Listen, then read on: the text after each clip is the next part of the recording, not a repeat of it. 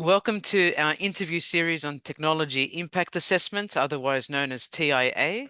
My name is Katina Michael. I'm a fellow at the Social Cyber Institute in Australia and a visiting scientist at Arizona State University.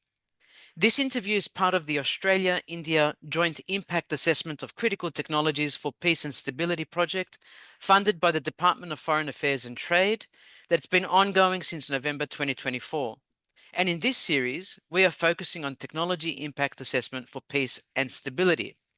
It gives me great pleasure, absolutely great pleasure, to introduce everyone to Professor Lyria Bennett Moses. Lyria is a professor and head of School of Law, Society and Criminology in the Faculty of Law and Justice at UNSW Sydney. Lyria's research explores issues around the relationship between technology and law, including the types of legal issues that arise as technology changes, how these issues are addressed in Australia and other jurisdictions, and the problems of treating technology as an object of regulation. Lyria, welcome. Thank you, Katina. I always love our conversations, Lyria, and somehow you're the perfect person to talk about law, technology, and society. You always remind us of this socio-technical legal aspect of technologies and how we understand the world of technology. But could we begin by talking about your disciplinary background? Is it law, law, and law, or is there something else in there?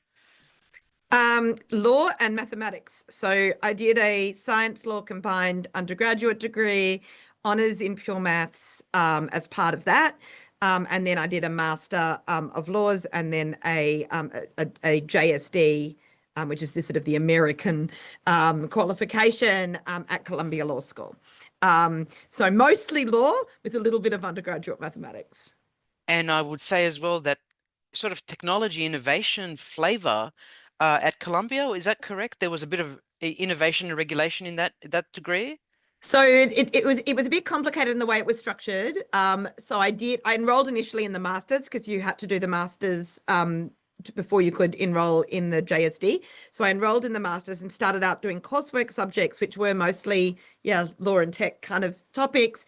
But then I actually rolled the masters into the doctorate. So there was a process for that. And then the master's degree I got was en passant for progression in the doctorate degree. So my PhD topic was the impact of technological change on law. And so it was definitely a law tech topic, but the degree structure is a little bit complicated in that way. Yes.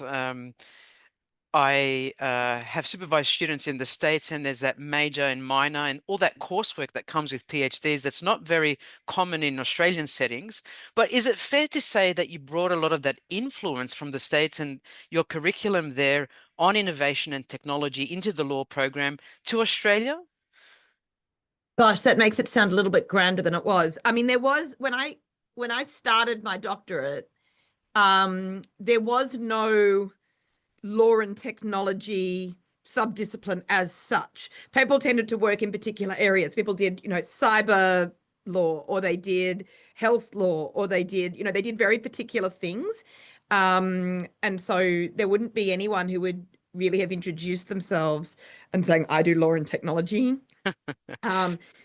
But really at sort of around that time, actually separately in some ways in Europe and the US, there was developing ideas about some of the relationships between this. So in other words, that you might have common issues arising across the cyber and health and whatever other technological context. And that was very much what my thesis was actually about.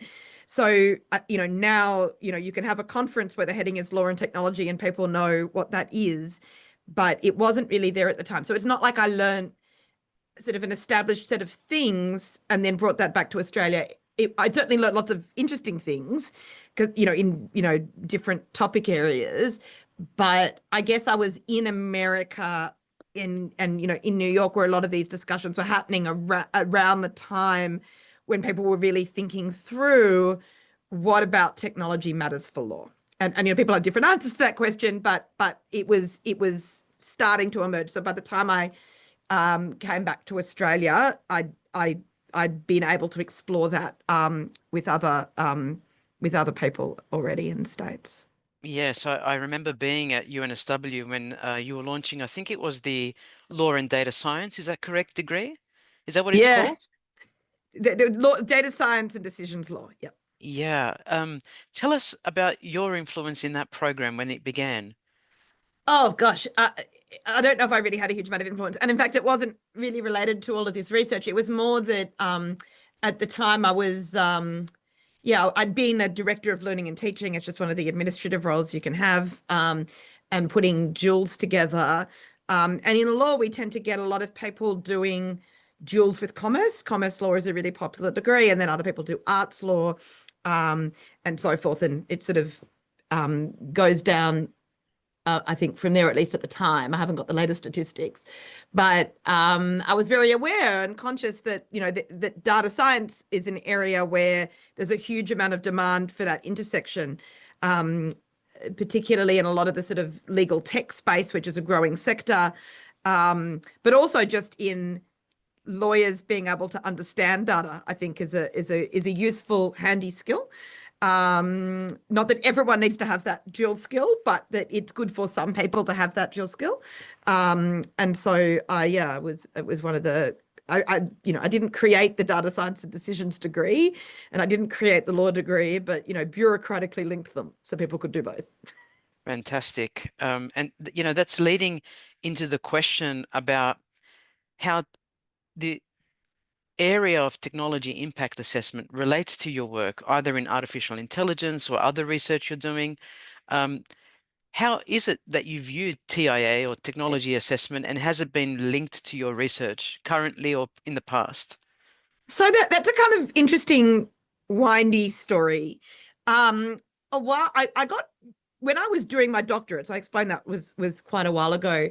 Technology assessment was something I encountered. And it was a whole field that had its own literature and methodologies and everything else. And I didn't need it too much. Like I didn't, I dipped into it and understood what it was, but I didn't really need to do a deep dive on it for the purposes of my project. But it was certainly something of interest, and I had done a bit of a surface scan to understand at least what it was. And then I came back to it in a book chapter I wrote, which was really actually there were two book chapters. There was sorry, one book chapter, one article. Sorry, let me correct that.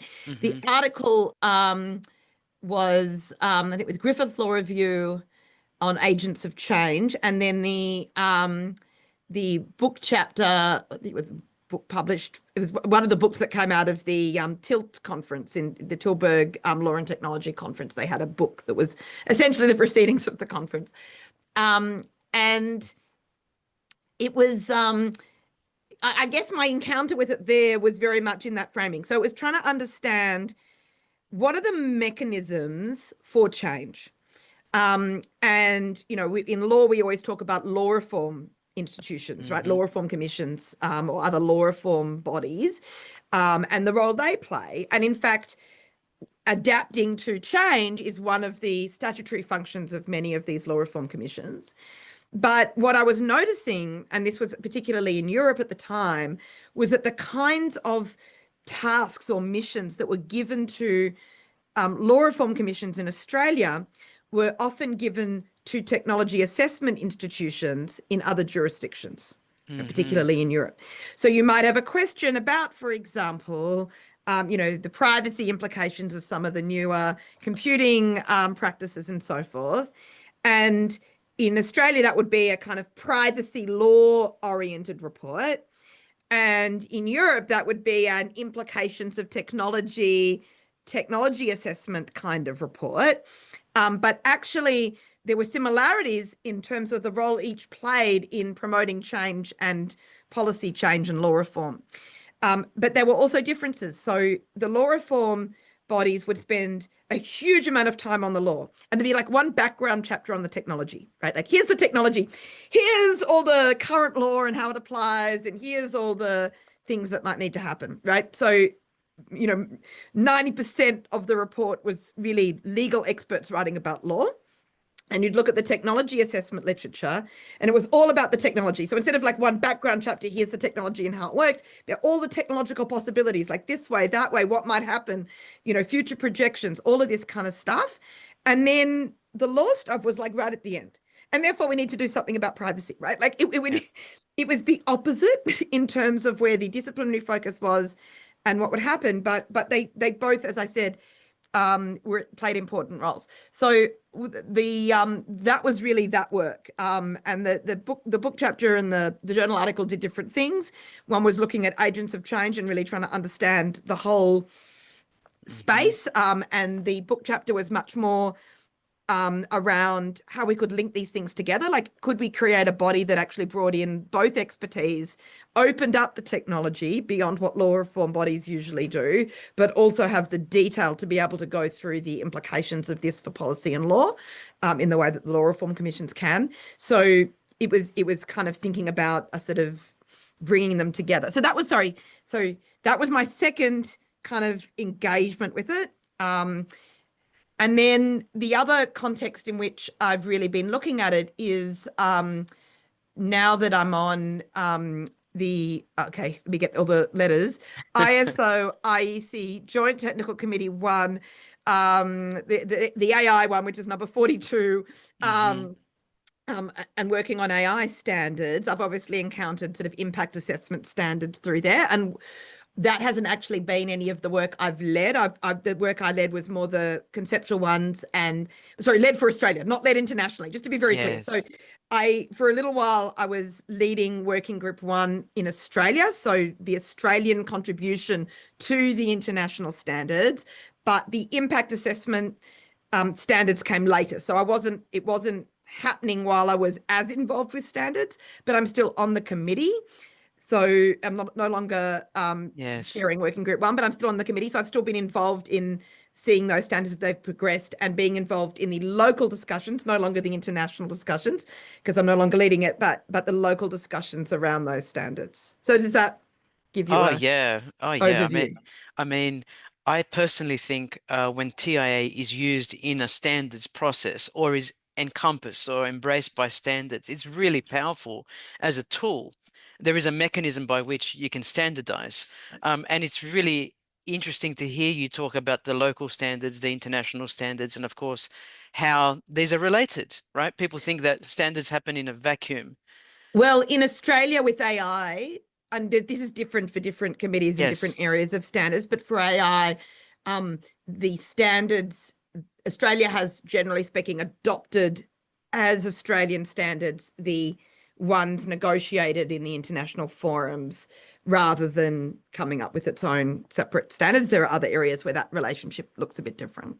Yes, and sometimes um, a standard, for example, in IEEE may be taken to be the de facto sort of underpinning, say in the EU, and then it goes on its own course that way. So yes, there are all these different ways um, that we can incorporate. It was very interesting to hear you talk about the different flavors of technology assessment, and especially within the legal space. Um, in that way, can I put you on the spot and say, can you provide a definition or a basic understanding of what is TIA to you? So I don't know if I'm the person to answer that question, but I can tell you my understanding. So there's been different words used, which is part of the problem. So technology assessment was the concept that I was initially engaging with, and that was the terminology used. It was technology assessment, not technology impact assessment. Although obviously, when you're assessing technology impact, was very much at the core of what those bodies dealt with. But it was called technology assessment. Um, when I've dealt with it in the context of the standards at the moment with AI, it's labeled around AI, right? Like, so it's AI impact, it's AI systems impact assessment or something. I can't remember the title. I could look it up, Yes. but it's not trying to define technology impact assessment. It's saying what should that look like for this technology, which is quite a different thing. Um, so I don't know if I have a Mm. definition of this particular term. Maybe I'll ask you that question, Katina, and tell me, am I right in assuming that these things are all related? I think I am. I think they are. And what we're finding is that people use different terminology in different disciplines, also in different contexts. And it's very interesting to see some people relate cost-benefit analysis to TIA, others relate privacy impact assessments or health impact assessments or something they've Mm. called digital health impact assessments. And so it's an assessment type. Um, the other thing we've come into thinking is what is a technology? How do you define AI as a technology? Is it an, singular kind of technology? Is it a suite of technologies? How do you see it? Well, that I had to define for my doctorate. Um, and and I spent a lot of time reading about all the different definitions of technology, and I think there were 9 of them. There was a lot of different conceptualizations of what even technology is, and they're not even like it's not even the same family in some cases. Like they're really radically different meanings. But the conclusion I came to is that technology has to be defined depending on the context of the discussion. So for law, when a lawyer is trying to understand technology, what they are really talking about in the context I was discussing, which is the impact of technological change on law, was it is a change. And I had a particular definition. I'm not going to be able to remember the exact Hmm. words. So, but it came ultimately from a scholar called Schön. But I riffed off that definition. But essentially, it's a change in what can be done, like possible kinds of conduct, activities you can partake in that you couldn't partake in before, um, objects you can create that you couldn't create before, relationships you can form that you couldn't form before. It's a change in what is possible, right? Like capability, if you Yeah. like. And that is what triggers the legal question, because it is okay. We have all these things that are permitted, prohibited, encouraged, discouraged. But doing this means you are that. All of these conditional statements. If you think about the body of law, and now you've got new possible activities, entities, relationships that didn't previously exist.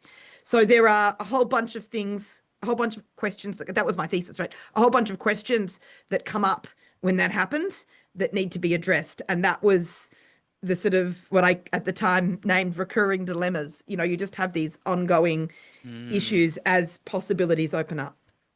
That's fabulous, especially a lot of foresight on your part, because this is the perpetual question we're dealing with. One of the things I think about, we call it technology impact assessment, but we always say it's not just the technology. It's not just about the technology. It's about everything else. And yet we still name it technology impact assessment or technology assessment. Um, I also find, I'm just trying to remember my train of thought here. Yes. So when a country identifies a list of emerging technologies or critical emerging technologies, Australia has done that. Um, how does a technology enter that list? And is it still based on your definition? Is it a new capability? But what makes it critical, Lyria, when we talk about critical emerging technologies? Okay, so I don't know if I've spoken to you about this. I must have because I'm obsessed with it. Australia a long time ago had something called the National Enabling Technology Strategy, Hmm.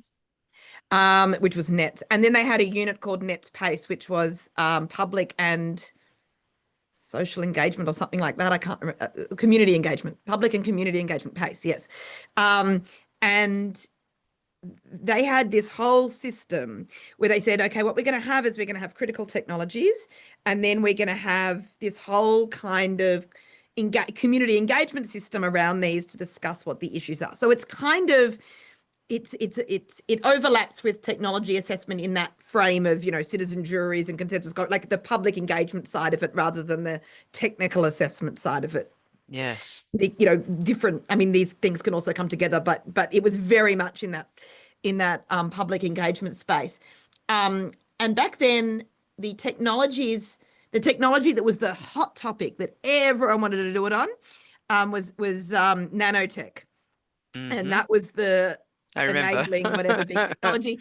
And the one that was sort of a little bit more in had just happened before that, and that they were basing a lot of the models off Hmm. was the sort of biotech, right? Like so and other people have done this list too. Gary Marchant in a book talked about, I think, talked about this, and there was someone else had five horsemen, and I can't remember all of who wrote which chapter, but Yes. it's all in that book. But there's these attempt to come up with lists, right?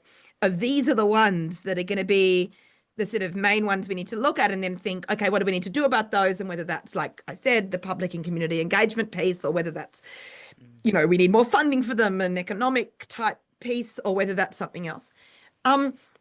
Those lists always evolve, and you never pick it. Yeah.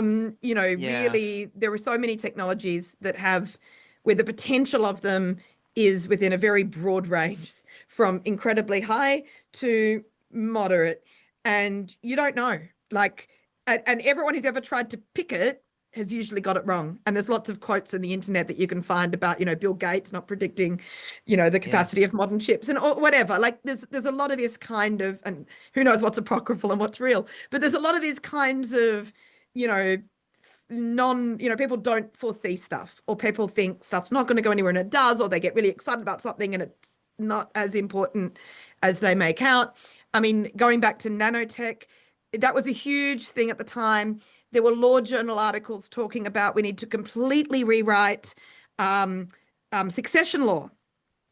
You might say, why do you need to rewrite succession law because of nanotech? Because it was going to bring people back from the dead. Like, so it's the sort of human imagination is not great. So look, there might be reasons why you might want to try the pick, because you say, well, we need to position ourselves economically at the forefront of whatever it is. And I'm sure there's lots of consultants out there that say they can pick it. I've always been more of the view that what you want to do is set up ways of thinking and institutions where you don't have to guess. In other words, can we think, and this was kind of that when I was talking about agents of change and stuff, can you think about institutions? Can you think about society and the ways that it adapts to whatever you want to call it, disruptive change, and think about making those really good, whatever it's going to be. We don't need to decide. We just have structures that when change happens, and when it happens rapidly, and when it leads to these big questions, we already have built-in mechanisms that can step up to the plate and answer some of those questions for us, or, work out what needs to happen next and so forth. Can we think about that? And then we don't need to play guessing games, because everyone now says AI, and they might be right. I'm not saying they're wrong. But,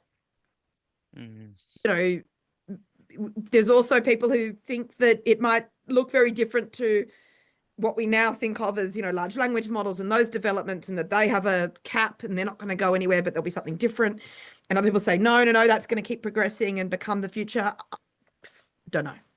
Yeah, I think you've given us a lot of food for thought there, especially about how we could create structures that allow us to be more adaptive, and ready to respond. And can you tell us more about how you visualize that may be happening? Is it within government? There are agencies or subgroups that deal with technological change as their main bread and butter.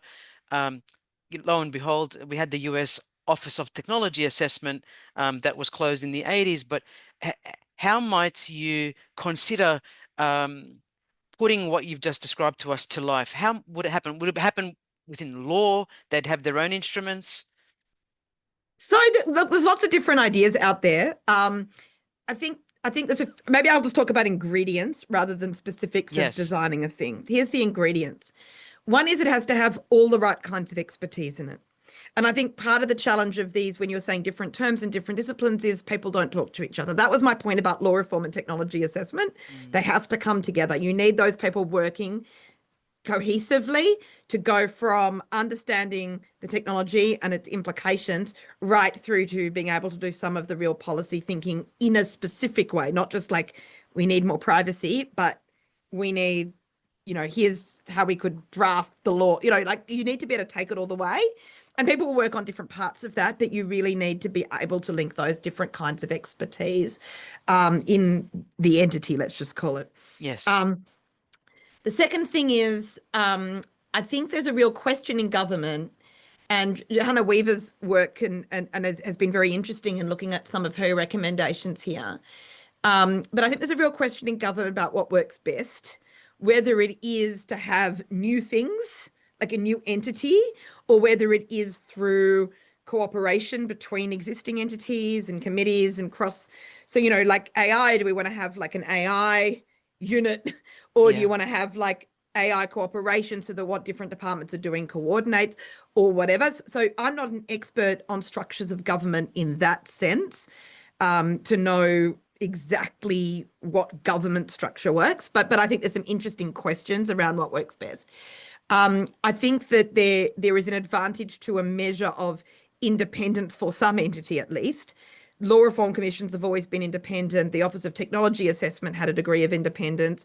There is an element where um, in that question of how to structure government, and with that note that I'm not the expert on it, there are real advantages, particularly once you get to the sort of recommendation end of things, in having, an ability to do things like consultation and so forth without it being purely driven by a one-party political agenda, which is what you'll otherwise get.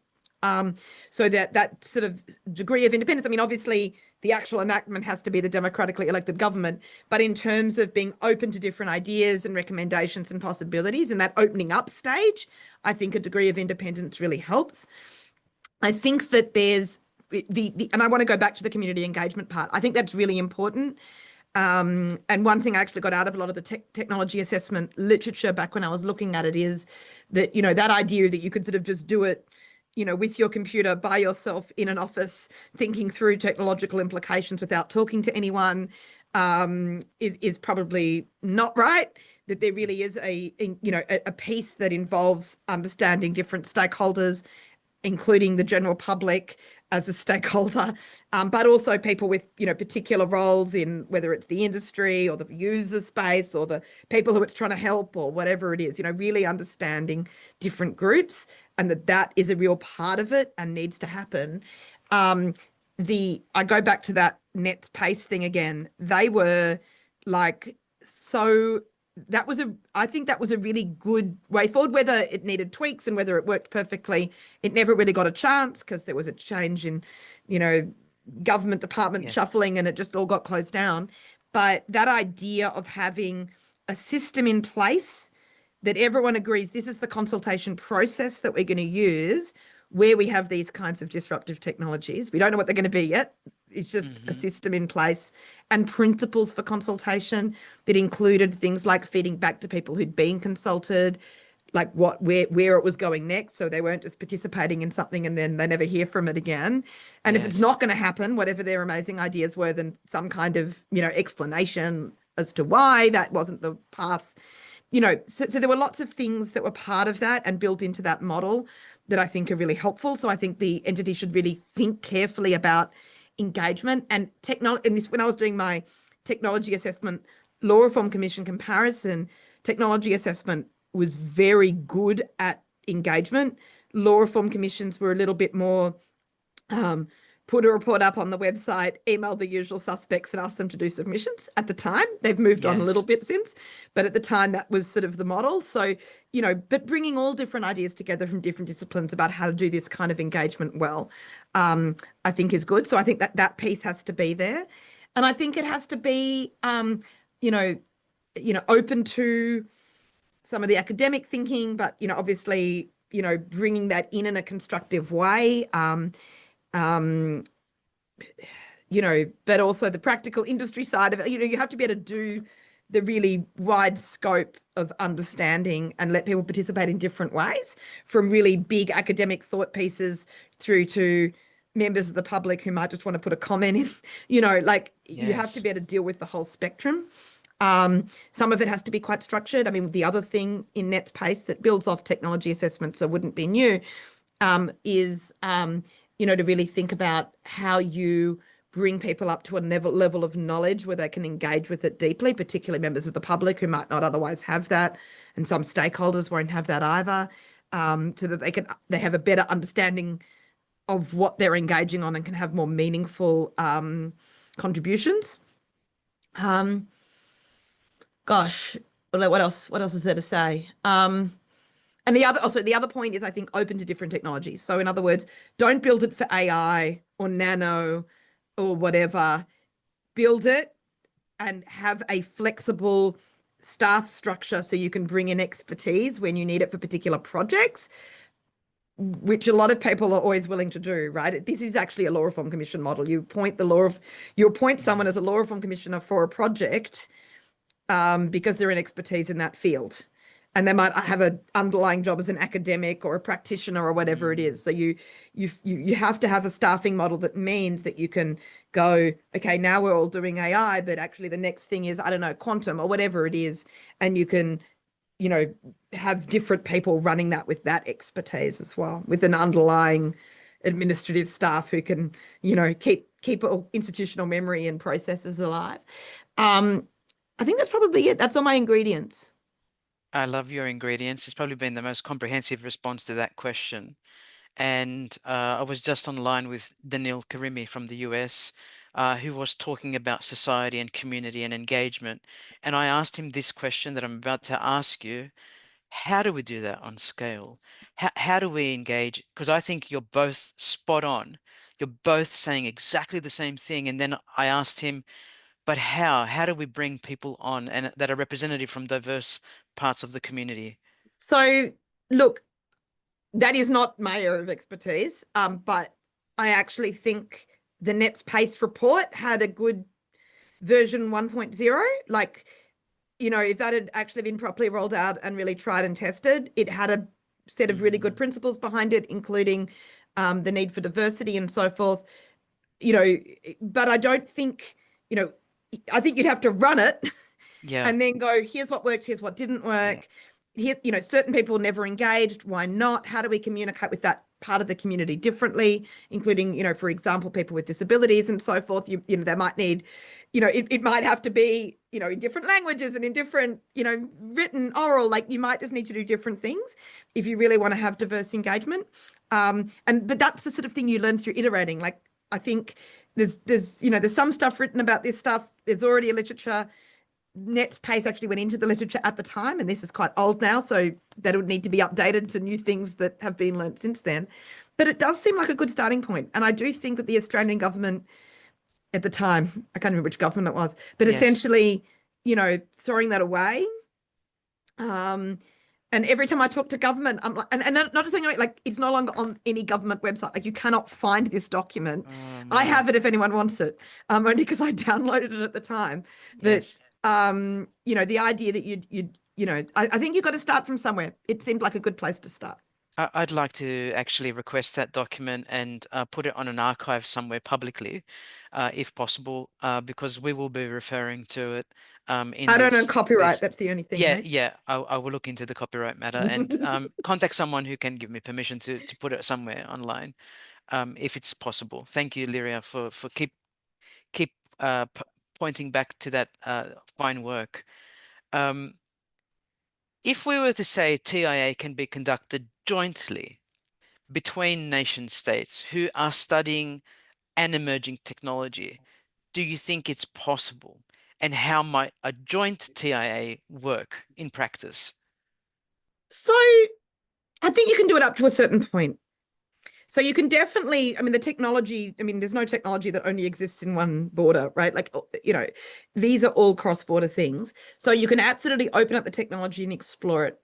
I do think, and this is maybe just, I'm influenced by my end of the disciplinary spectrum, when it comes to actually, designing policy, writing legislation or amending legislation, it's going to be very jurisdiction specific, mostly, Hmm. unless you have jurisdictions that are very, very similar.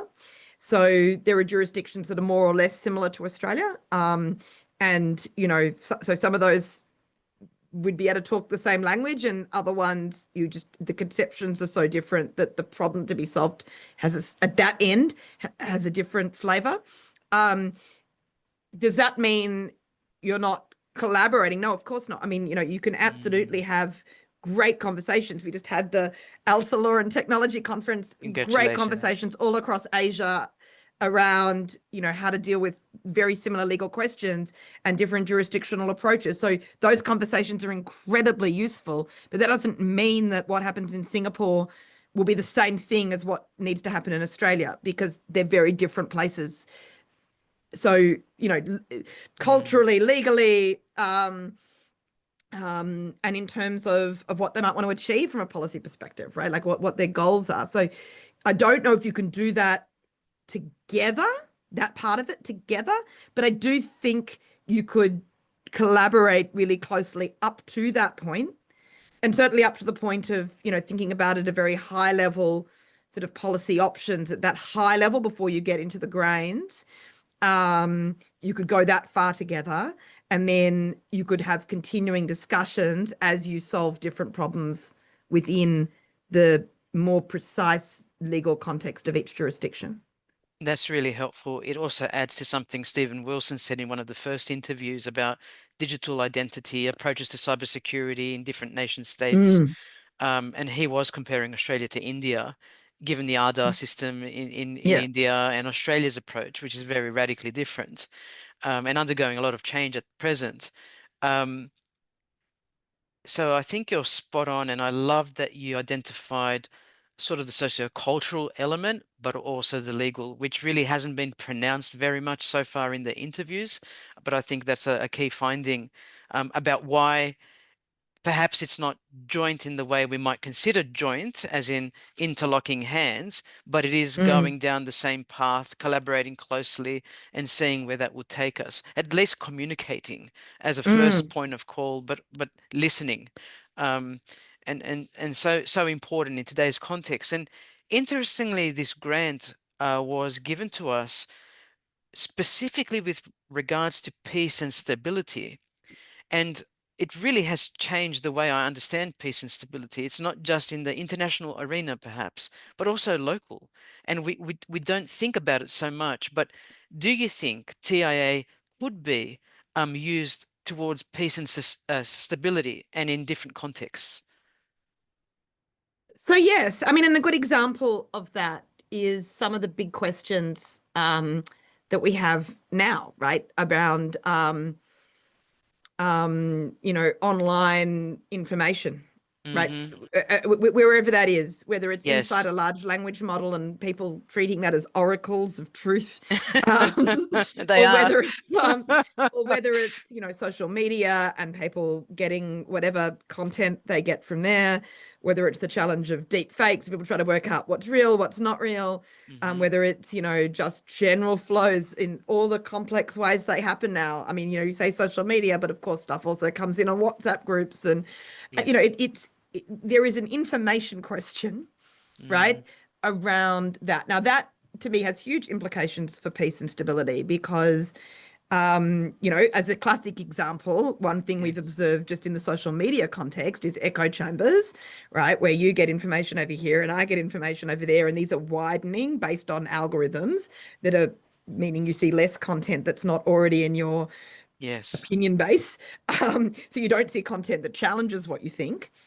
So everyone sort of sits in their little spaces, and we can see the impact of that on peace and stability, because we can see, political sides being, even just domestically, political sides coming further apart from each other and not really Yes. understanding each other, because it's like, how could you X when Y? But of course, everyone's got different information and different. Yes.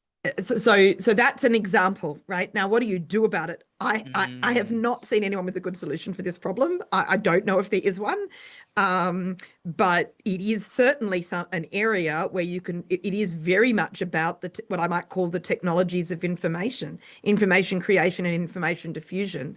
And what is there a solution to this problem?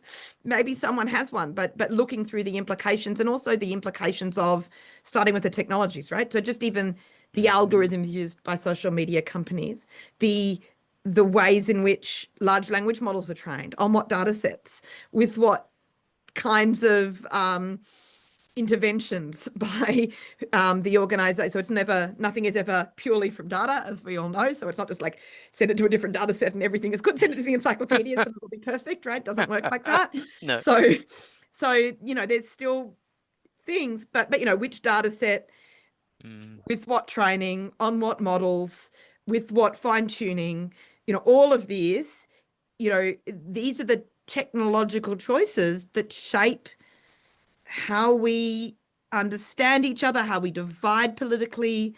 So is there something, again, I don't have a solution, but is it worth looking at the impact of those technological choices along the way that are being made, and really thinking, well, if we wrote the algorithm this way, people will see a lot more content that challenges their existing ways of thinking, and maybe what will be the implications of that? Well, maybe there'll be, maybe they won't want to be on the app as much because everyone loves that reassurance that they're right.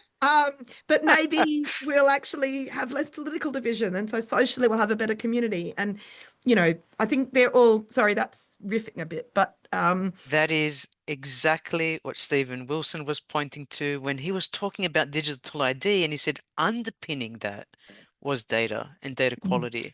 And that's exactly, I mean, no one's posed it in the context of information and in the context of social media and beyond. You have.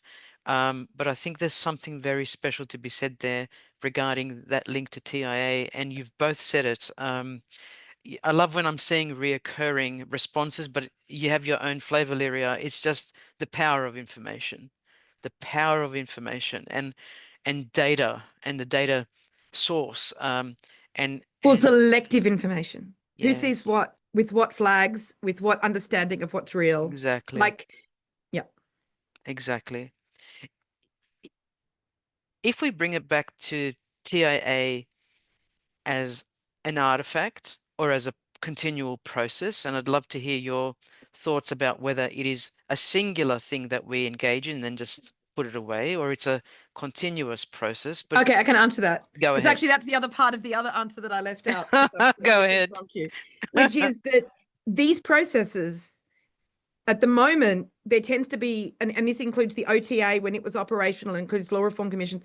There's a one-off nature to it, right? Like, what's the project this year? Oh, we're going to do that. Okay, then we Mm, write the report, put it on the shelf, done, next.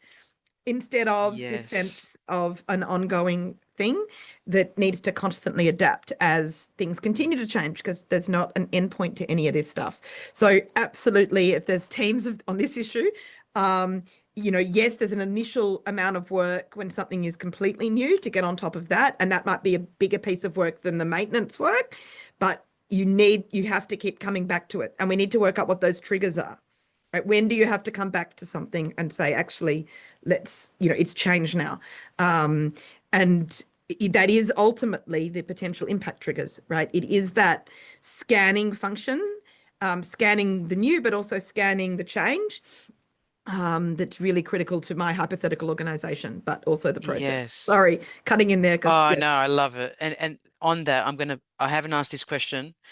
Do you think we get more detailed, and I don't know if the word is detailed or our scope is more refined as we continue? So, for example, today we might call it AI, and then we do something on generative AI, and then maybe in 5 years' time or some period down the track, it may be scoped even more specific. Do you think we get more specific?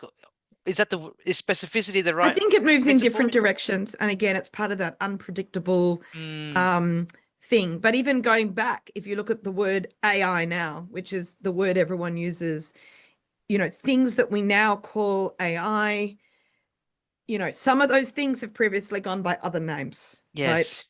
Computer Um, vision. Yes. and they were slightly different things as well, Yes. because they're not the same as, say, large language models and generative, but they've gone through, there's no, this is the Mm, other real challenge with technology, and why I don't believe in having an AI thing yes. and then having a nano thing, is that these technologies are all very fuzzy edged, because we don't know what they are until we have them in their complete form, and we never really do because they're always changing. There's some that are, I mean, there's a lot of stuff in this in the SDS literature that you'd know, right? Like that, Yes. closure, right? Like when things become, there's openness and then there's closure, where now we actually know, like, all the bikes now have two wheels that are the same size, and we don't have all of this openness anymore. And so some of that can happen, but sometimes then something opens up that you weren't expecting and actually expands the vision. So with AI, with large language models, you can think about that as a narrowing, because it's a particular Mm-hmm. kind of model. But you can also think that as opening up, because if you look at the changes in the OECD definition of AI, it actually had to add in content as something that AI could generate. It wasn't on the draft one list, right? It was all about predictions and because that was the imagination. So it can close it down if you just follow that path, but it can also open up what the imaginary around what AI can produce is. So it's going to be both. Mm. And sometimes both at the same time. Yes, making it very tricky. TIA, elements within a TIA and methods of data collection. What would you suggest are sort of the elements that must be in a TIA or a technology assessment, and how do we go about collecting that data? So this is where you are pushing beyond my expertise because I've never done a TIA. I don't do TIAs. Yes, I think about legal implications of technology. And so, in a sense that, if you're thinking about a holistic policy TIA journey, that's part of it, but it's very much at the end stage rather yes, than the data gathering stage. So all I would say is the ones I've seen, and like I said, I've the AI impact assessment standard or the NETS PACE, yes, ideas about how to gather information from communities, and that kind of data collection, if you like. So I can say yes. what I've seen, but I don't know if I'm qualified to say what best practice looks like. And it's interesting you say that. Most of our interviewees have said the same, apart from those few that have actually conducted the technology Mm, assessments.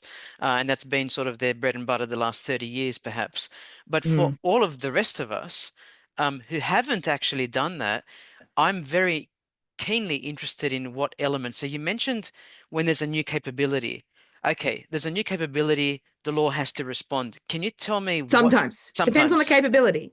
Okay, So I mean, think about there's lots of new capabilities that happen with technology that the law manages completely fine. So it is not true that every time there's a new capability, law has to change. It's just okay. it's a Mm-hmm. yeah, it's not a one-to-one correspondence. But an Yes. example of, by the way, when it doesn't is electric can openers. That was a new capability. We can now open cans differently, but Yes. we don't need any special laws for that. It doesn't Yes. require any legal change. If it causes harm and they're dangerous, then we've already got manufacturer's liability. We already have tort law. We have all those things. Mm-hmm. If you're going to buy them and sell them, we already have contract law. If you're talking about consumer protection, we already have that. So you don't need to do anything about electric can openers. So it's not every time there's a new capability. Right. Um, it's a potential from a new capability. Yes. Yes. Sorry. And no, that's a fantastic point. And tell us, okay, there's a new capability. There are no laws existent. A few cases in perhaps precedent. There are always laws existing. I'm going to catch you on that.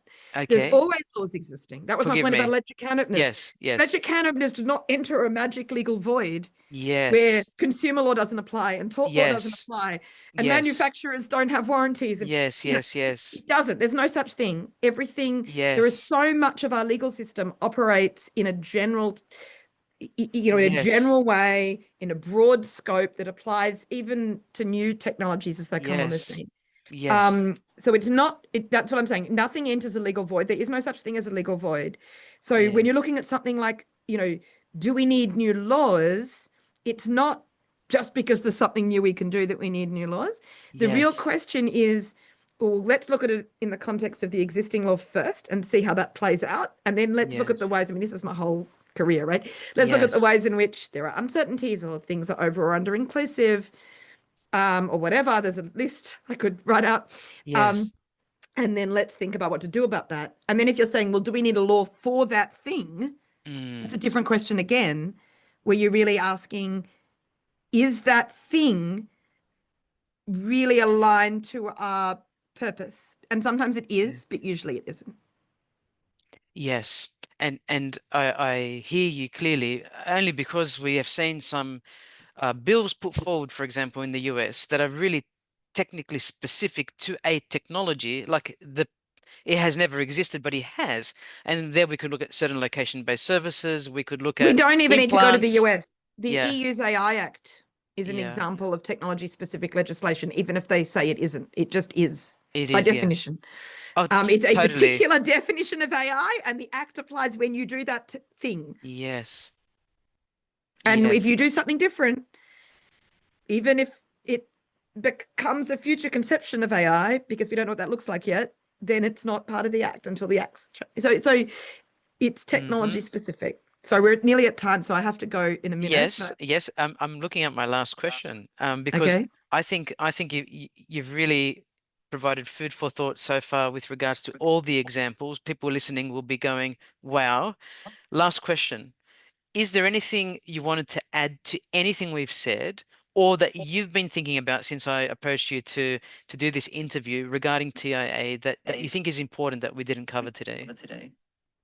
Um, no, I mean I'm not a TIA expert as such. Like I wouldn't say that is on the list of things I know a lot about, but I think TIA is exactly the kind of thing where other kinds of experts it comes in. So I hope that's been useful, but no, nothing It's specific. brilliant. It's brilliant. We love your passion, your vigor, your interest, and just, this beautiful smile of yours, Lyria Bennett Moses, whenever we ask you to volunteer for something like this. And for us, it's really important that we get diverse views. But we're looking at an expert in the legal field with this technology backdrop, and we're so appreciative of your time and your passion towards everything you do. Thank you so much. Thanks, Katina. Nice See to you. see you. You too. Bye bye. Bye.